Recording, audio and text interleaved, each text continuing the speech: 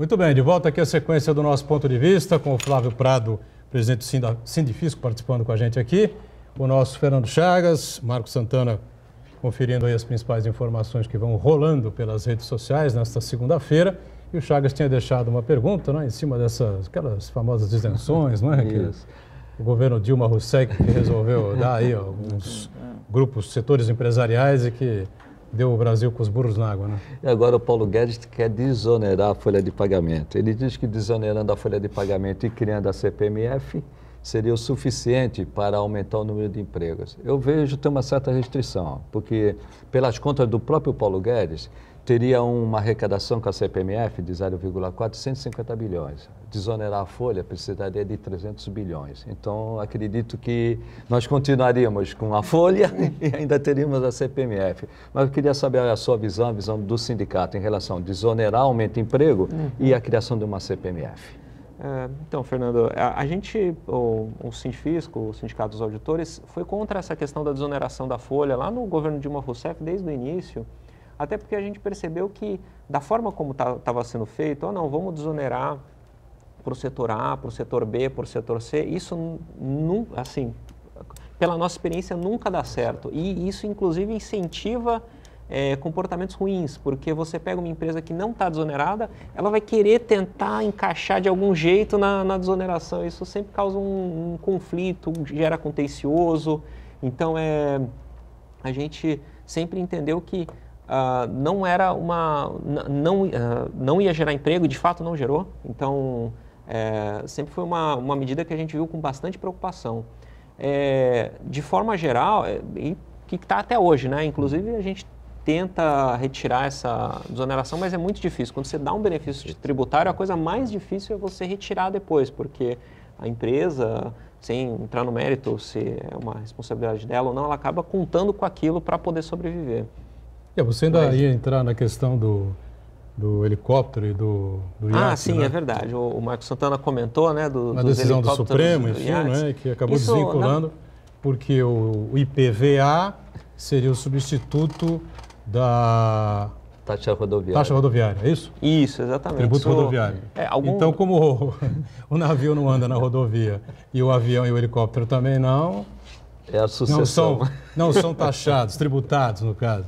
Exatamente. Alguns estados até tentaram fazer essa tributação, mas o Supremo derrubou todas as leis que tentaram fazer isso com esse argumento de que seria a sucessão da taxa rodoviária única, então que não cabia para navios e aviões, ou seja, quem tem um Gol está pagando IPVA e quem tem um iate 70 pés não paga. Não anda na rodovia, né? Não anda na rodovia. O nosso sindicato até está tentando, já protocolou uma emenda à Constituição para alterar isso, para colocar, olha, aviões e aeronaves e navios também embarcações também têm que pagar o IPVA. E a CPMF? Então vamos lá. Agora, a segunda parte da sua pergunta, Fernando. A nossa avaliação é que todos os países, exceto o Chile, exatamente, tem algum tipo de tributo sobre a folha do pagamento. O que a gente pode conversar é sobre o tamanho da alíquota. Se hoje, por exemplo, a alíquota patronal é 20%, isso poderia diminuir. Mas não existe... as suas contas estão absolutamente certas, não tem a menor condição de um tributo sobre a movimentação financeira substituir a contribuição previdenciária, porque a contribuição previdenciária é um dos tributos que mais arrecada na União, 300 bilhões por ano. Para você chegar nesse valor só com uma contribuição sobre a movimentação financeira, teria que ser entre 4% e 5%. Agora, 4% e 5% é totalmente insustentável, porque as pessoas vão fugir completamente do banco, vão transacionar só em dinheiro. Então, não é sustentável. Isso é até curioso, porque... O Sintra, aliás, quando ele defendia o imposto único, ele falava num imposto único em cima da movimentação de 1%, não era isso que ele defendia antigamente? Isso. Não sei agora, nesse momento que ele andou como secretário aí do Paulo Guedes, no Ministério da Economia, né? Agora foi exonerado pelo próprio Paulo Guedes, pressão do presidente, evidentemente, né? Que a coisa estava extrapolando a história da CPMF, volta da CPMF e tal, estão satanizando o governo, e o Bolsonaro, evidentemente, tomou essa atitude. Quem pagou o pato foi o Marcos Sintra. Mas ele defendia isso, né? Era Isso, 1% que ele falava que seria o ideal, década de que todo mundo ia 1990, pagar e tal. Acabaria... Tal, Flávio, aqui é impossível você acabar com todos os tributos. Não existe no mundo um imposto único. Aí nós dizíamos na época, né, que não ia ser um imposto único, ia ser... Na época saiu o IPMF e depois a CPMF, né? E que ia ser mais um tributo como realmente foi, né? E o que eu vejo também hoje com a criptomoeda, o que nós veríamos? Veríamos uma evasão danada da tributação, né? Então, não dá para entender como essas ideias que em nenhum lugar do mundo funcionam, toda hora ela reaparece no Brasil, né?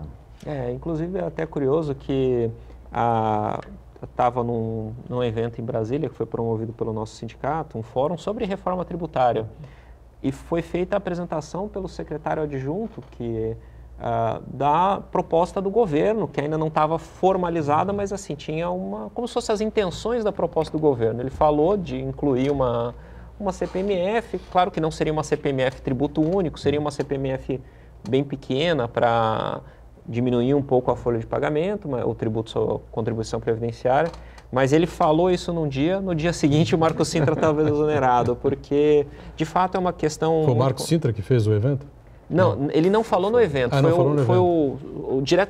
foi o adjunto dele que falou no evento, que acabou... Mas é claro, a proposta estava dessa forma, porque era a ideia do Marco Sintra desde que ele entrou desde que ele ainda nem estava no governo, no meados do ano passado, exatamente. Mas também do Paulo Guedes. Tanto nos bastidores até nós ficamos sabendo que ia ser o Marco Sintra que ia nessa apresentação, mas ele percebeu que ele corria o risco de cair, porque o mercado e a imprensa, a população de uma forma geral, ia reagir, e mandou o adjunto, mas não deu, ele caiu. E são duas coisas que o Paulo Guedes ele não abre mão, é a capitalização da Previdência e ele ainda insiste na CPMF. Inclusive os comentários que na PEC paralela, que deve ir para a Câmara, né, para incluir municípios. PEC paralela, não tem mais incluir município e Estado, ele vai de novo voltar com a CPMF e com a capitalização. Ideia PEC fixa. paralela para o ano que vem, né? Segundo o Rodrigo Maia. Eu acho difícil, ano que vem tem eleição, né? Difícil. Vai ficar uma coisa um tanto quanto impopular, né? Antipática, né? A coisa de criação de impostos, essa coisa toda, né? Porque ninguém acredita mais, né? A CPMF, aí tira um pouco dali, não sei o que, imagina, é mais uma pancada no bolso de todos nós, né? Agora, a questão do COAF foi uma polêmica danada, né, o Flávio? O COAF, quem não está lembrado, o Conselho de Controle de Atividades Financeiras, era ligado à Fazenda, né? A Receita Federal. A Receita Federal e a própria Ministério da Fazenda, quando Bolsonaro assumiu, e aí começou essa confusão danada, enfim, puxa para lá, puxa para cá. Uma coincidência, né, que envolvia o gabinete do então deputado estadual Flávio Bolsonaro, que andava recebendo dinheiro aí, depósitos, né, picadinhos de 80 depósitos, 90, sei lá quantos depósitos ele recebia por mês, feitos pelo tal do Queiroz, né, o sumido Queiroz, apareceu outro dia, já sumiu de novo, ninguém sabe dele exatamente onde ele anda, mas coincidentemente... Tá com a mãe do cara que foi no Não, tá com a mãe do cara que perguntava pro Bolsonaro, né? Coitada da mãe, né? Aí vai rachar a aposentadoria do Queiroz, né? Cuidado. E ainda tem essa confusão toda, coincidentemente, claro, né? O envolvido era o filho do presidente, senador eleito, enfim, esse esquema todo de rachadinha, depósitos aí picadinhos, enfim, e o COAF aí foi virando a bola da vez também, né? Jogado para um lado, jogado para o outro, enfim, agora está no Banco Central. Né? O que ele está fazendo lá? Então, na verdade isso foi um reflexo, foi uma combinação, né? Porque a intenção inicial do governo seria deixar o COAF no Ministério da Justiça,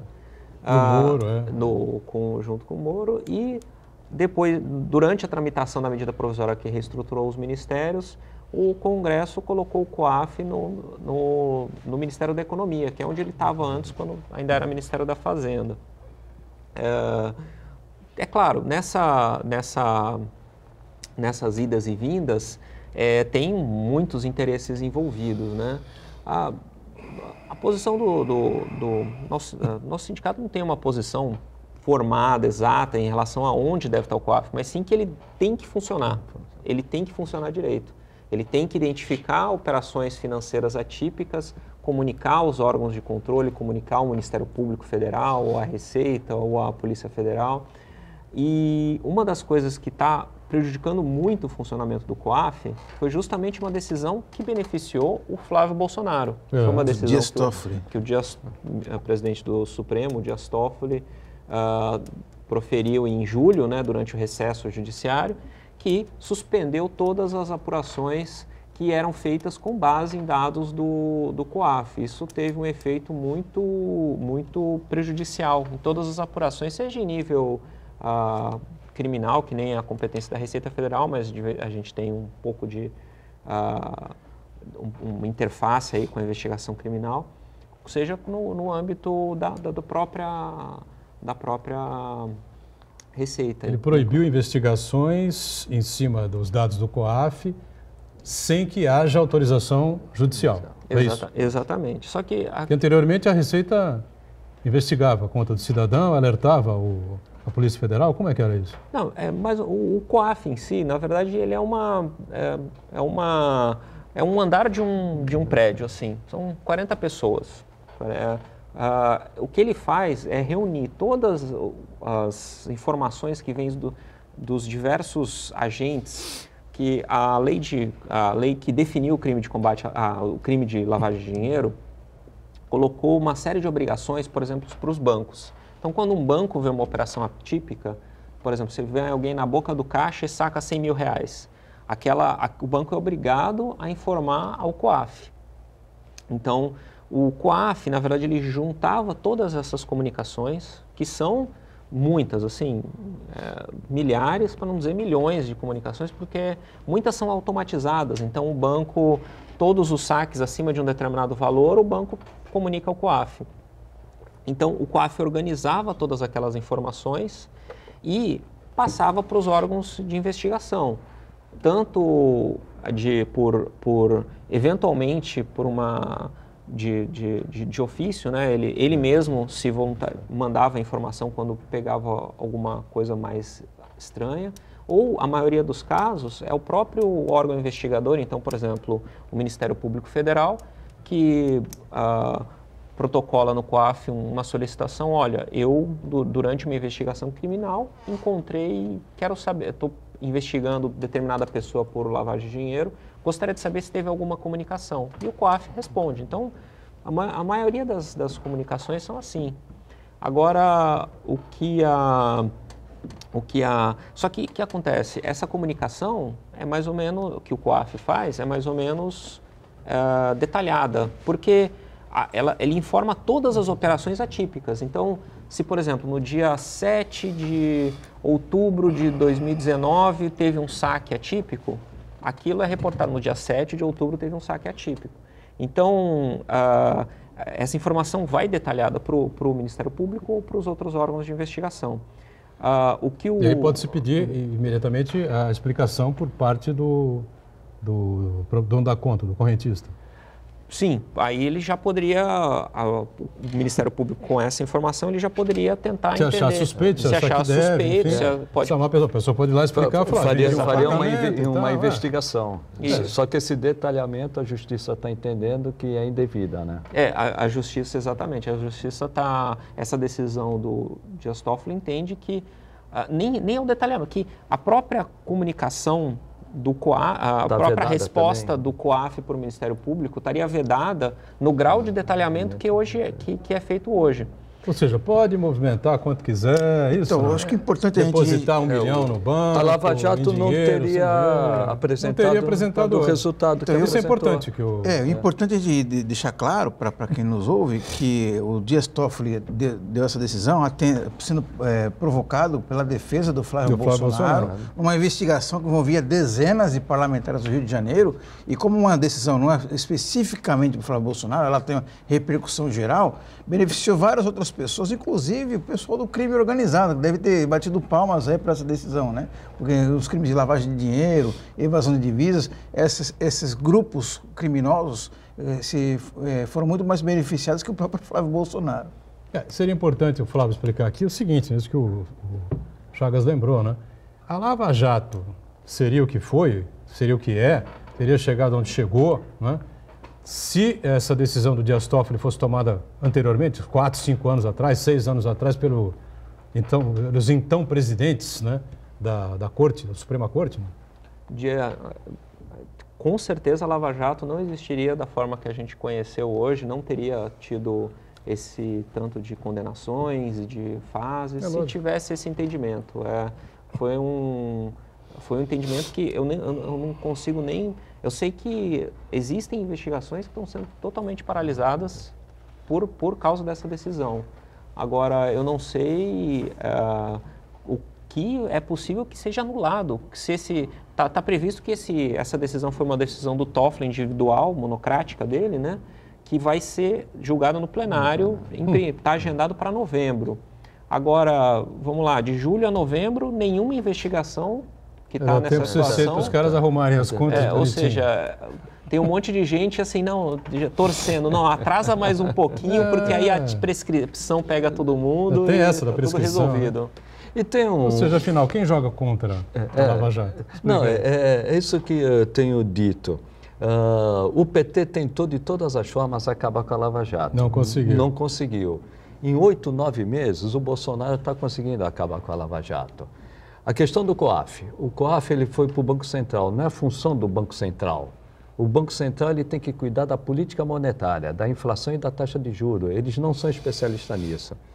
A tentativa de intervenção no Porto de Itaguaí, da Receita Federal.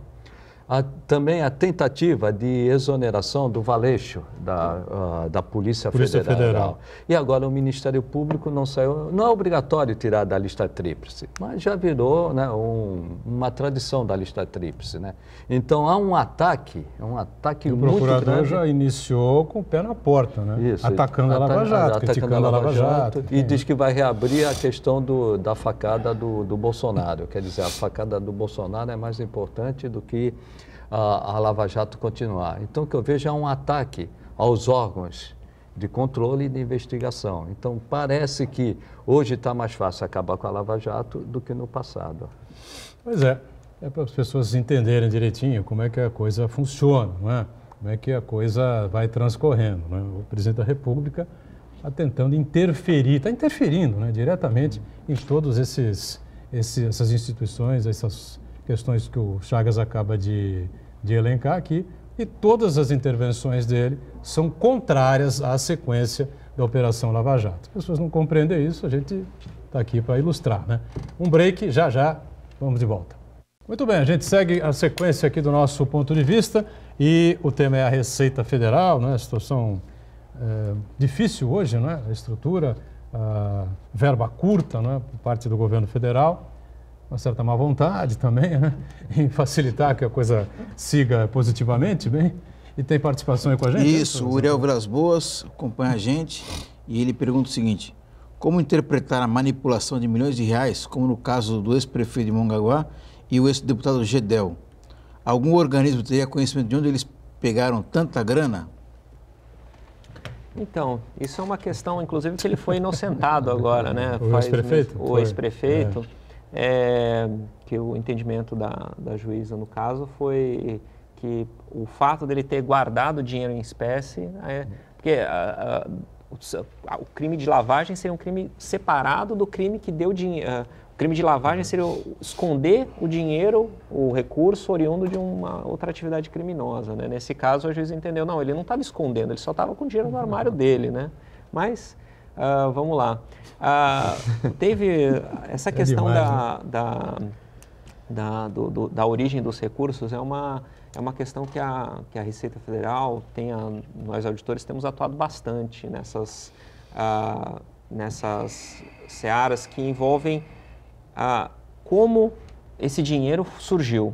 Que na verdade, assim, na prática, esse dinheiro ele não é alguém que foi lá na boca do caixa e sacou esse dinheiro. Esse dinheiro surgiu de tem até uma entrevista com o Doleiro, que eu acho que saiu ontem, domingo, em que ele explica, olha, a gente tinha um monte de supermercados que recebiam muito dinheiro em espécie e o supermercado tinha as contas dele para pagar. Então ele entregava esse dinheiro para a gente, é claro, esse dinheiro em espécie que o supermercado recebia, ele não era totalmente sonegado, né, as vendas referentes àquele dinheiro.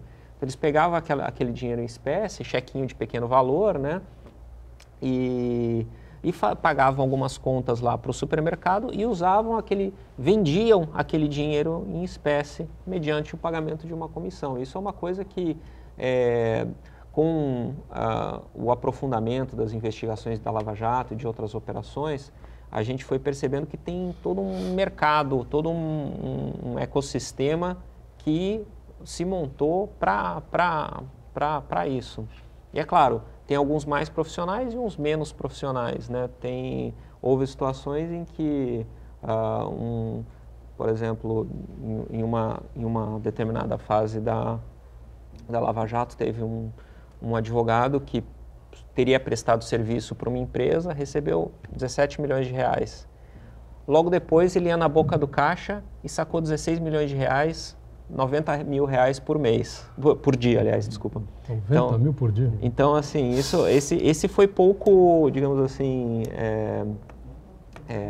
pouco detalhista, pouco metódico, né? Mas tem todo um ecossistema de pessoas, empresas fantasmas para gerar esse dinheiro em espécie. E essas pessoas estão sendo alvo de investigações da Receita Federal, porque em todos esses casos em que ocorreram outros crimes, corrupção, lavagem de dinheiro, também tem sonegação tributária. Então a gente vai principalmente pela sonegação, mas é claro, quando a gente encontra indício de outras coisas, a gente também comunica ao Ministério Público. Como é o procedimento da Receita Federal quando ela verifica numa fiscalização, numa fiscalização normal, um crime contra a ordem tributária? Como a Receita Federal deve agir?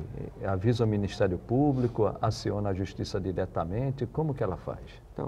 Então, Fernando, quando quando a Receita Federal, no âmbito de uma atuação dela, uma fiscalização, uma atuação na aduana, quando a gente encontra algum crime tributário, primeiro a gente tem que formalizar a exigência, né, formalizar o valor que a pessoa deveria ter pago, fazer um auto de infração. Esse auto de infração é discutido, quem sofreu esse auto de infração pode discutir isso, pode entrar com uma impugnação administrativa para discutir, olha, eu acho que você autuou 100, mas na verdade é 90, está errado, ou na verdade é 0. Então, esse auto de infração vai ser julgado, ele é julgado em 2 instâncias, e no final desse processo, que demora, assim, hoje em dia esse contencioso, esse é um nome técnico, né, desse estoque de processos que estão sendo discutidos, ele demora alguns anos. Só depois do final dessa discussão é que a Receita Federal permite que a Receita comunique esse indício para o Ministério Público Federal, que aí sim ele vai fazer uma ação criminal contra o crime contra a ordem tributária. Então, se demorar um processo para chegar no CARF, demorar 5 anos, durante 5 anos a Receita Federal não pode denunciar um crime contra a ordem tributária? Exatamente. A possibilidade de prescrever é grande. Felizmente não acontece a prescrição nesses casos, mas é exatamente esse o entendimento. Assim, se demorar 5 anos para o CARF julgar, vai demorar 5 anos para começar a ação criminal. A prescrição não acontece porque tem um entendimento de que, olha, se não tem a exigência exata, então não pode prescrever. Agora, sim, isso é muito ruim porque muitas vezes a pessoa, durante todas essas etapas, a pessoa já foi sumindo com patrimônio, já foi sumindo com eventuais provas. Então, até chegar lá no final, muitas vezes, às vezes a pessoa morre até, porque já tem processos que demoram 10 anos ou mais no CARF, né? Então, essa demora é muito, muito complicada. E agora, sim, isso falando do crime tributário, né, de um ilícito tributário que a gente constata, tem que esperar para mandar para o Ministério Público. Agora, se a gente constata outro ilícito, a gente já pode mandar imediatamente. Então, se eu estou no meio de uma fiscalização, eu constato uma falsidade ideológica ou, de repente, até uma lavagem de dinheiro, eu já posso mandar imediatamente para o Ministério Público. Só que infelizmente, isso também está sendo... Também tem uma ameaça agora que no Congresso Nacional tem um projeto de lei em que se prevê que isso vai ser proibido, que a Receita denuncie por outros crimes que não tributário e que, é claro, não fala com essas letras, né, que a Receita está proibida de mandar, mas na prática, hoje, se eu constato um ilícito desse de lavagem de dinheiro, eu posso mandar no dia seguinte já para o Ministério Público Federal. Ou seja, vai agilizar a investigação. Hoje é assim, hoje agiliza. Só que o que querem fazer é que, se eu constatar um crime... A ideia desse projeto é evitar que a coisa avance com mais rapidez. Eu vou ter que mandar para o secretário da Receita, aí o secretário da Receita vai decidir se manda para o Ministério Público Federal ou não. Ou seja... Vamos pensar que são milhares de comunicações desse tipo por ano. Se torna um ato discricionário. E se torna um ato discricionário. O que é isso? Se alguém chegar um indício, olha, não, peraí, esse indício aqui eu não vou... Esse indício eu vou mandar e esse indício aqui eu não vou mandar. Isso não é papel do secretário, isso não é competência dele. E se a gente tiver milhares de comunicações, vai ser milhares de comunicações que vão ter que passar por uma única pessoa. Então é aquela coisa, é uma regra que, se for aprovada, é feita para não funcionar. Para não funcionar, né? Para atrapalhar aquilo que tem um funcionamento razoavelmente bom, né? E que tem dado resultado. Tem dado resultado, sim, né? Sim. Eu repito, esse trabalho da Receita Federal, do Ministério Público Federal, da Polícia Federal, que levou a Lava Jato a alcançar esse sucesso. Mas, por outro lado, o empresário normalmente reclama da alta tributação, que muitas vezes ele até fica com uma medida cautelar, os seus bens não indisponíveis, mas pelo menos ali gravados, né? E do lado da Receita Federal, como você falou, demora 5, 6 anos o CARF, terminou o CARF, decidiu, aí vai para a Justiça, mais uns 5, 6, 7 anos, né? E fica um estoque muito grande a receber. Como a Receita Federal encara isso? Nós estamos com um déficit público muito grande anual, uma dívida pública enorme, né? E tem um estoque de dívida a ser cobrado. Quando cai na execução fiscal, é muito difícil ser cobrado. Como a Receita Federal vê essa situação? Então, a posição do nosso sindicato é que o contencioso tem que ser mais simplificado. Hoje, na prática, o processo do contencioso, ele parece um processo judicial. Tem uma série de... quando eu falo 2 instâncias, em cada instância ele pode protocolar um recurso X, um recurso Y, um embargo. Então, isso acaba atrasando muito o processo. A nossa proposta, é claro que a gente o sindicato reconhece que nós temos um problema de contencioso. A gente tem 1 trilhão no contencioso. Se a gente tem 1 trilhão no contencioso é porque alguma coisa está errada, não era para ter 1 trilhão. Só no contencioso? Só no contencioso. Então, eu acho que a gente teria que... Contencioso, para quem não tem familiaridade com o termo, para a gente entender melhor, o contencioso já está definido que tem que ser pago? Não, é uma discussão no âmbito administrativo. Tá. Ainda não foi para a Justiça. Claro. Para a Justiça, segundo dados da própria Secretaria da Receita Federal, são de 4 trilhões. Exatamente. Na Justiça? Quanto é o orçamento da União? Da União? Não, a dívida pública hoje é de 4 trilhões. Ou seja, se todo mundo pagasse a sua dívida, né? Se isso for verdadeiro. É claro que se está na Justiça, está sendo discutido ainda. Ninguém pode garantir que o cidadão é sonegador ou não, né? A execução fiscal... Juntando as desonerações, são 800 bilhões, aí fecharia a conta, né? Exatamente. Assim, a gente... todo esse contencioso, tanto o chamado administrativo, que é o contencioso antes de ir para a Justiça, né, que é o contencioso até o CARF, que é o Conselho Administrativo de Recursos Fiscais, todo esse contencioso, ele precisava ter uma agilidade maior, tem que ser um processo mais simples. Em tese, é feito para ser um processo mais rápido. E tem a questão do contencioso judicial, porque tem muitas execuções fiscais, isso atrasa, o fato de ter muitas, inclusive muitas até nem que é a União necessariamente que está cobrando, mas tem muitas de conselhos profissionais que são milhares de execuções, mas cada execução daquelas é um processo em que um juiz tem que ir lá despachar, dar uma burocracia tremenda. Gera uma burocracia tremenda. Quanto mais burocrático, mais favorável é a quem não quer pagar, né? Isso. Pô, para o advogado tributarista, quanto mais ele vê empecilhos, melhor, que nem o Flávio falou, né? Entra com embargos de declaração, depois entra de embargos de terceiros. E é uma Vai embargando. Vai embargando, até definir é muito complicado. Mas o que eu vejo aí também, Flávio, a nossa legislação é muito complicada, né? São normas em cima de normas, aí fica fácil, não fácil, né? Mas dá abertura para que o advogado tributarista tenha meios de, vamos dizer, no popular, empurrar o processo com a barriga. Não, com certeza. A União, de forma geral, ela tem muitas leis que são complexas, que são leis que... se ele fizer tudo direitinho, ainda assim é difícil, e mesmo assim tem muitas leis em que tem coisas ambíguas, tem coisas que uma redação que não é a ideal, então acaba gerando só essa complexidade gera muita disputa. E além disso, a gente reconhece também que a gente não gosta nós auditores não gostamos dessa complexidade. Até brinco com alguns colegas que às vezes tem um processo que tem que fazer um cálculo lá de tributo de 1988. Pô, nem tem que fazer uma arqueologia tributária para achar legislação.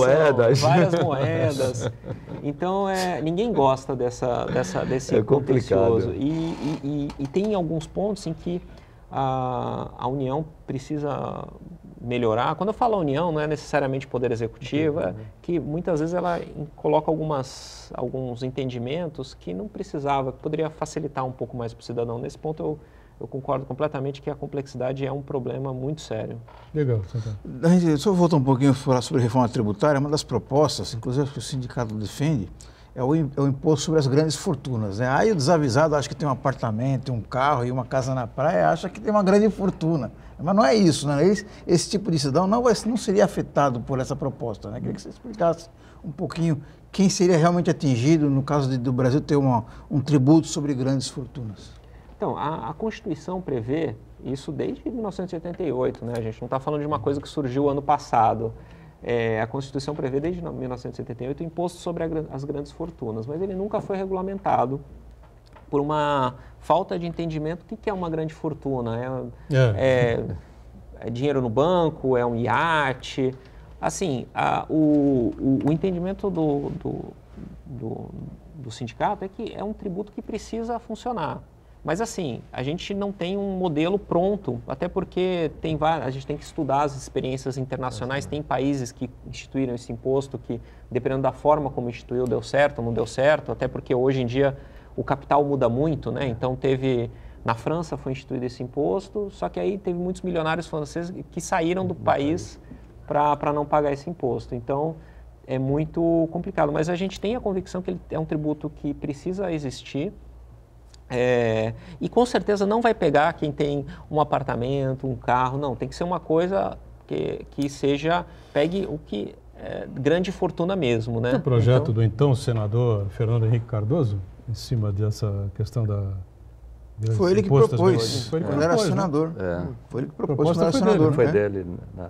E o curioso é que ele foi presidente da República, eleito, 8 anos, e não tocou no assunto. Não tocou no assunto durante o lobby 8 anos, né? Deixou o barco correr, deixou o barco passar. Correr não, né? Porque o barco não corre, o barco navega. Né? Essa expressão é equivocada, né? O barco correr, né? Senão pagaria o quê? PVA? Senão pagaria PVA. Se o barco corresse, tinha que correr na areia, né? Aí na areia eu também não ia pagar IPVA, né? Porque corre na areia e tal. Mas corre na areia e tal, tem que andar no asfalto para pagar IPVA. E falar em lobby, já que se falou em lobby, né? O mercado financeiro, segundo o que a gente tem visto, ela deve ser favorecida nessa reforma. Ela vai pagar o IBS e não pagaria mais PIS e COFINS sobre o faturamento. Rapidamente, qual é a visão da Receita? A visão dos auditores é que, com certeza, o setor financeiro tem que pagar um tributo. Hoje, o setor financeiro paga PIS, COFINS e ISS, em bases diferentes, mas paga esses dois. Ele tem que continuar pagando, porque é um setor em que é muito grande, com lucros astronômicos, tem um valor agregado enorme. Então, se a gente for colocar um tributo, tem que pagar sim. Inclusive, no evento que eu tive em Brasília sobre o fórum da reforma tributária promovido pelo sindicato, eu perguntei para o Bernard Japy, que é o capitão de que está capitaneando uma das propostas de reforma, e o setor financeiro vai pagar? Ele, não, vai pagar, está lá no texto. Eu só acho que o texto tem que melhorar, porque da forma que está lá, vai ser um trabalho muito fácil para muitos advogados falarem, o setor financeiro não precisa pagar. Então, isso tem que ficar bem mais claro do que está no texto lá atualmente. A tendência é essa. Pois é, bastante esclarecedor, né? Importante a participação do Flávio aqui com a gente, voltará em outras oportunidades, sem dúvida nenhuma. Flávio Prado, que preside o Sindifisco, e esteve com a gente aqui. Obrigado mais uma vez, viu, Flávio? Obrigado, Edgar. Obrigado, Fernando Santana. Chagas está sempre conosco, Marco Santana diariamente aqui com a gente. Ponto de vista, você sabe, ao vivo aqui pela Santa Cecília TV, 1h30 da tarde. Reprise você confere às 8 da noite. Tchau, gente. Valeu. Obrigado. Olá, estamos começando mais um Ponto de Vista, sempre ao vivo aqui pela Santa Cecília TV, 1h30 da tarde, horário tradicional do debate político, da discussão dos temas importantes que fazem a pauta aqui da cidade, da região metropolitana. Na pauta sempre a educação, meio ambiente, a saúde, o transporte, a segurança pública, os assuntos do nosso dia a dia e, claro, a discussão sempre aberta e democrática sobre os assuntos e temas de interesse nacional que vão se repetindo dia após dia, né? Anda meio sumido aí o presidente da República, Jair Bolsonaro, mas quando ele aparece é para fazer estrago, né? Não sobra para ninguém, né? Diz que a Folha de São Paulo foi... onde é que ele falou que a Folha de São Paulo? Ao esgoto. Foi buscar no esgoto, não é? A reportagem de que ele foi beneficiado pelo Laranjal do PSL em Minas Gerais, junto com o seu ministro do Turismo, enfim, evidentemente que a Folha foi ao esgoto mesmo, né? Claro, ao esgoto da política para colher essas informações. Isso não tem dúvida nenhuma. E o presidente quer, de qualquer maneira, se distanciar desse caso, mas é claro que não é possível. Ele sabendo do esquema ou não sabendo do esquema, ele foi beneficiado, né? Indiretamente acabou sendo beneficiado, que o PSL avançou, cresceu, enfim, né? Mas também tem o outro lado da moeda, que todo o PSL pelo Brasil foi beneficiado pelo efeito Bolsonaro, pela onda Bolsonaro, também não há dúvida nenhuma com relação a isso, né? E agora, no sábado, se não me engano foi sábado, né? Quando ele estava ali de moto, circulando ali pelos arredores do palácio, estava lá os seus fãs incondicionais na porta, enfim, de repente surge um lá, cadê o Queiroz? Ele fala, tá com a sua mãe. São respostas completamente inaceitáveis, né, de um presidente da República, mas é menos ruim, essas respostas do Bolsonaro são menos ruins, né, menos caóticas do que, por exemplo, deu João Dória na entrevista que nós comentamos aqui na semana passada, né? Na sexta-feira passada, entrevista em que ele, na Globo News, disse que nunca apoiou Bolsonaro. Aí, realmente, olha, essa vai ser difícil esquecer, viu? Bom, lembrando que de segunda a sexta-feira, sempre aqui na Santa Cecília TV, você confere a reprise aqui do nosso ponto de vista a partir das 20 horas, né? 8 da noite. Quem participa conosco nessa edição é o Flávio Prado, que volta aqui ao programa, né? O presidente do Sindifisco, Sindicato dos Auditores Fiscais, para falar muito como é que anda aí o trabalho dos auditores, a situação que envolve a Receita Federal, enfim, né? E as principais dificuldades que vêm sendo enfrentadas nesses tempos aí em que a grana federal anda absolutamente curta, né? As repartições andam aí tendo as suas luzes apagadas, determinados horários, enfim, há uma economia, assim, de guerra, né? Foi definida aí pelo governo federal. Prazer recebê-lo, Flávio, tudo bem? Obrigado, Edgar, é um prazer estar aqui. Boa tarde a todos. Espero poder contribuir aqui com os debates e falar um pouco da conjuntura que, como você comentou, no âmbito federal está bastante complicada, tá? Um cobertor, não é nem cobertor curto, só uma linhazinha assim para se cobrir. Isso é muito complicado e terrível para todos, né? Fernando Chagas, cientista político, né? Especialista em finanças públicas, sabe muito bem o que é um cobertor curto, participa com a gente em mais esta edição. Tudo bem, Chagas? Tudo bem, olá amigos, um abraço a todos, especial aos telespectadores, né? Se no Poder Público Federal, de uma forma geral, o cobertor está curto, no comércio também. O comércio, de uma forma geral, também está curto. E as pessoas perguntam, por que o comércio varejista, mais especificamente o comércio varejista, ele não avança? Não avança simplesmente porque 65% das famílias brasileiras estão endividadas. 65% das famílias brasileiras estão endividadas. 25% estão inadimplentes e 10% dizem que não sabem nem como pagar aquilo que deve. Então fica difícil o comércio varejista se recuperar numa situação dessa. Só vejo uma saída para o Brasil se recuperar, não só no comércio varejista, mas de uma forma geral. São os investimentos, só que esses investimentos eles estão demorando para aparecer. Sem investimento, não há geração de emprego e sem geração de emprego não há consumo. Não havendo consumo, o país vai continuar patinando. Por que vai continuar patinando? 60% do PIB brasileiro são decorrentes do consumo. Se o consumo não ganhar um reforço, dificilmente nós vamos sair desse crescimento pífio que nós estamos tendo. Tivemos 1,1 nos 2 últimos anos e esse ano devemos ter apenas 0,8. Então, por que o Bolsonaro também está um pouco sumido? Acho que está um pouco sumido, que não dá para dar uma resposta àquilo que é mais importante para o brasileiro, que é a recuperação da economia. Até a Janaína Pascoal se manifestou agora, esse final de semana, né, falando sobre essas pautas, dos costumes, enfim, né, em que o Bolsonaro centra demais os seus discursos em cima disso, ao invés de dar respostas na área econômica, não é, que é onde a população, onde o país realmente está necessitado, né? Defendeu ainda o Bolsonaro em alguns aspectos, enfim, que votaria ainda nele, essa coisa toda, mas foi absolutamente crítica em relação a essa situação, como nós temos tido aqui no ponto de vista também, né? Afinal de contas, a questão dos costumes tem lá a sua relevância, mas a economia é fundamental para o bom andamento do país, né? Marcos Santana está aí na ponta, sempre atento às redes sociais, às transmissões do Ponto de Vista, sua participação é importante com a gente aqui. Tudo certo aí, Santana? Tudo certo, boa tarde, meus amigos. Agradecer a participação do Renato, muito oportuna a participação dele.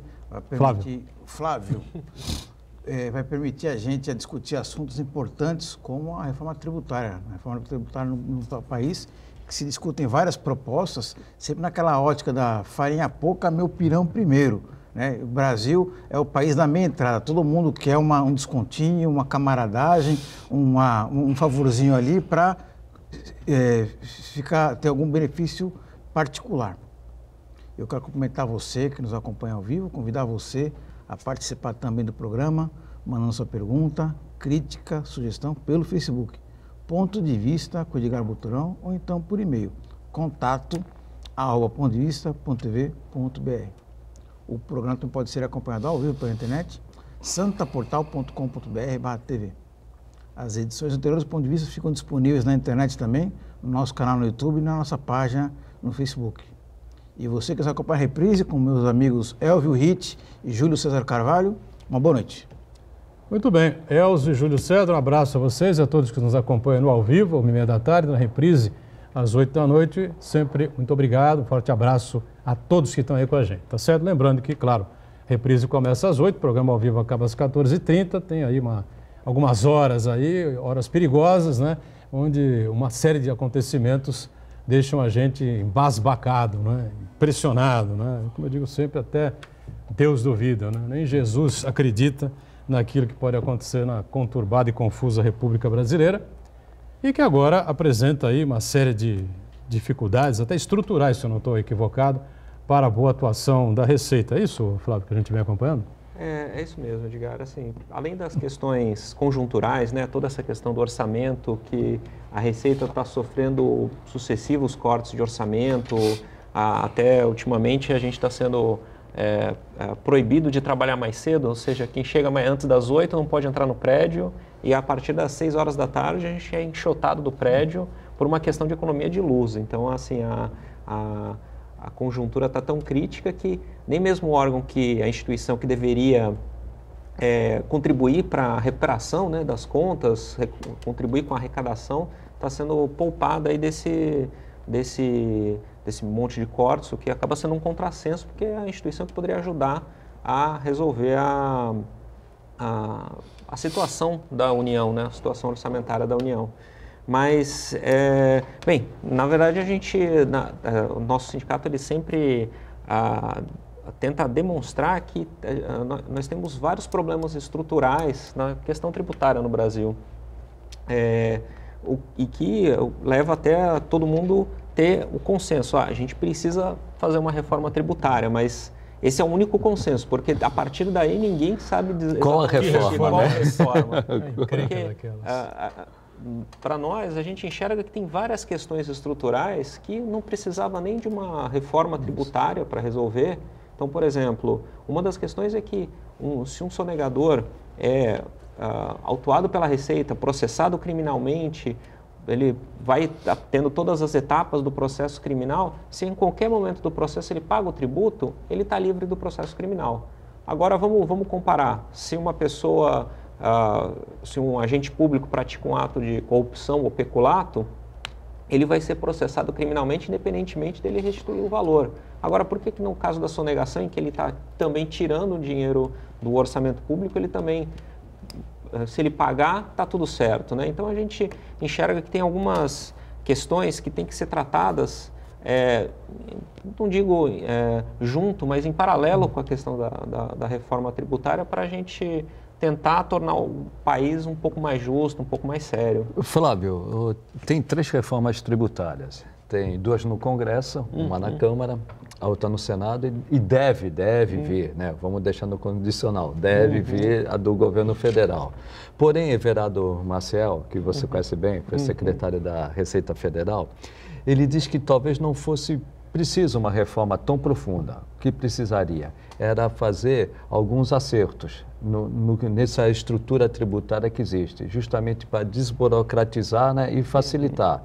Já que a carga tributária, que é o grande problema do Brasil, ela vai permanecer a mesma se não vai crescer. Qual a visão sua do sindicato e mesmo da Receita? Essa reforma tributária, da forma que está sendo proposta, aliás, as duas são bem parecidas, tanto da Câmara como do Senado são bem parecidas. Elas são necessárias ou bastaria apenas uns ajustes para dar mais eficiência, facilitar a cobrança e também facilitar o pagamento? O sindicato tem alguma proposta aí também? Sim, quarta, vou aproveitar quinta, aqui, né? Na verdade, lá, né? é mais uma, né? Mais uma. Mas a nossa proposta acaba sendo um pouco mais modesta do que as que estão em andamento. Porque qual que é o nosso diagnóstico? A gente tem um sistema tributário que é complexo, o empresário gasta muitas horas, muita mão de obra para determinar a apuração do tributo, isso é muito ruim. A gente tem esses problemas estruturais de dificuldades ao combate à sonegação, instituição repetida de parcelamentos especiais com prazos de décadas aí, né? E tudo isso dificulta o trabalho. Agora, nós vemos com bons olhos a necessidade de reforma. Agora, sim, a nossa proposta, na verdade, seria, em vez de partir para uma reforma dos tributos sobre consumo, fazer uma reforma do imposto de renda primeiro. Porque nós enxergamos que o imposto de renda é um tributo que a legislação básica dele é mais ou menos a mesma há uns 20 e poucos anos. E desde 95, a gente percebe que tem algumas distorções que vão prejudicando a equidade, que na nossa avaliação qualquer reforma tinha que se pautar pelo o primeiro princípio de todos é a equidade, ou seja, tratar os iguais de forma igual, os desiguais, que não é o que a gente observa hoje. E então, hoje a gente percebe que proporcionalmente, a população de baixa renda paga mais tributos do que tem uma carga tributária mais alta percentualmente do que a população de alta renda. Então, isso tem que mudar. E, em paralelo, fazer uma simplificação dos tributos, né? Então, o nosso sindicato tem uma proposta desde 95, a distribuição de lucros e de dividendos é isenta. A nossa proposta é que essa distribuição de lucros e dividendos passe a ser tributada, mas não simplesmente pegar e, você já paga 25% de imposto de renda na pessoa jurídica e vai pagar mais tanto na pessoa física. Não, nossa proposta é diminuir um pouco o imposto de renda na pessoa jurídica e isentar o lucro distribuído até determinado valor, que pelas nossas simulações seria em torno de 50 mil por ano. Então, só pagaria tributo acima desse valor, o que nós entendemos que tornaria o sistema tributário mais justo. A partir de 50 mil? A partir de 50 mil. A partir de 50 mil passaria a pagar imposto de renda em cima do dividendo do lucro distribuído. Essa é uma grande discussão, né? Sim, é uma discussão que vai longe. Que o empresariado não aceita, mas eu também concordo, né? E num ponto também que a gente sempre discute, principalmente os tributos da União. Não se trabalhou tanto nos impostos, se trabalhou mais nas contribuições porque não ia dividir nem com os estados e com o município. Como você vê essa situação das contribuições? Praticamente elas deixaram de ser contribuição para ser verdadeiros impostos, né? Exatamente. E aquela destinação que deveria ser para a contribuição, que seria, por exemplo, o INSS, não vai. Ela vai pela desvinculação da receita, ela vai para outra despesa. Como você vê essa questão também das contribuições sociais? Elas precisariam de um rearranjo? Sim, a gente entende que as contribuições sociais, que chamam PIS/COFINS principalmente, isso, né? Isso. Elas precisam ser muito simplificadas, porque hoje, principalmente porque elas são muito complexas. Assim, para cada setor diferente é uma legislação totalmente diferente de PIS/COFINS e tem esse problema estrutural que você comentou, Fernando, que ela não é dividida com estados e municípios, ou seja, a riqueza é produzida pelas empresas, pelo público consumidor, mas isso acaba indo só para a União, não chega nos estados e municípios. Isso é uma coisa que eu acho que o momento para rediscutir é agora, porque a gente não tem o sindicato em si não tem uma opinião formada em relação a essa questão, mas agora Flávio, acho que a gente deveria trabalhar o PIS/COFINS, porque, na verdade, acabou se tornando uma das bases da arrecadação da União. Porque hoje, em determinados meses do ano, essas contribuições arrecadam mais que o próprio imposto de renda. Então, acabou se tornando uma coisa muito... A União passou a depender muito desses tributos e por isso que ela não está querendo dividir abrir com mão, ninguém, né? abrir mão de jeito nenhum, né? Hoje é isento de pagar imposto de renda quem ganha até 18 mil, é isso, por ano? Não. 20 mil? Não. Mais ou menos 20 mil, 1.900 por mês, mais ou menos. Dá quase 2 mil por mês. Isso. É aquela coisa, hoje o Brasil é um país em que quem ganha a partir de R$1.900 por mês está pagando imposto de renda, estou falando de trabalhador assalariado. Quem ganha a partir de 4.600 por mês já está na alíquota máxima do imposto de renda. 4 mil e? 4.600. Mas uma determinada empresa que distribua lucros, milhões, às vezes... 4.600 paga 27,5, é isso? 27,5. É, uma tancada na cabeça. Exato. Meu Deus do céu. Então, nesse contexto, é por isso que no começo do programa eu falei que o Brasil é o país da meia entrada, né? É uma frase que não é minha, é do Eduardo Gianetti, que escreveu um livro sobre isso aí, que no Brasil, quem tem um lobby poderoso consegue um benefício, um jeitinho, né? Uma ajuda camarada. E no Brasil é muito isso, né? Quem consegue pagar menos imposto são aqueles grupos mais articulados, aquelas corporações, aqueles segmentos que têm um poder de pressão e lobby muito grande, né? E quem não tem esse poder de pressão, né? Os assalariados, né? As camadas menos articuladas, acabam pagando. Quem pode menos, paga mais, né? Que é em cima os tributos no Brasil em cima do salário e do consumo, né? Então, no Brasil, nós vivemos muitas desonerações, né? No setor agropecuário, no setor das indústrias, né? A pretexto de estimular alguma atividade econômica, eles conseguem isenções fiscais muito generosas, quando não a desoneração completa daqueles tributos, né? Então, eu queria saber de você, Flávio, que mecanismos poderia se articular para evitar que a pressão política, pura e simplesmente, ter um critério mais técnico para oferecer ou deixar de oferecer incentivos fiscais